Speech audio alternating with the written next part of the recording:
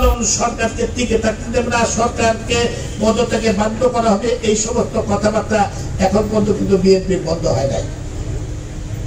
এখনো তারা সেই রকম ভাবেই কথাবার্তা বলছে। আবার যে কোনো সময় তারা সন্ত্রাসী চরিত্রে আবির্ভূত হতে পারে, বলা যায় না। এরা বিষধর সাপ, এরা যে কোনো সময় ফনা তুলতে পারে। আমাদেরকে ঐক্যবদ্ধভাবে এদের বিরুদ্ধে সজাগ থাকতে হবে, পরিষ্কার কথা। এরা বিষধর সাপ, যে কোনো সময় নির্বাচনে পরাজিত হয়ে ভুল করে তাদের অস্তিত্ব সংকটে পড়ল, তারপরও তারা যে কোনো সময় আবার অতীত চরিত্রে ফিরে আসতে পারে, ফনা তুলতে পারে। আমাদেরকে তাদের কাছ থেকে সাবধানে থাকতে হবে, অত্যন্ত প্রহরীর মতো সজাগ থাকতে হবে।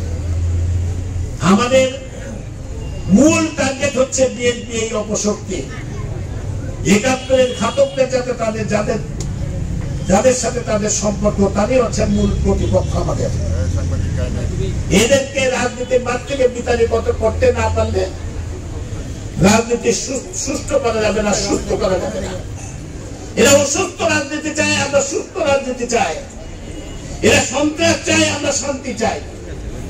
আমরা উন্নয়ন চাই, অগ্রগতি চাই। এরা আমাদেরকে পেছনের দিকে নিয়ে যেতে চায়। এদের সাথে আমাদের এত খারাপ।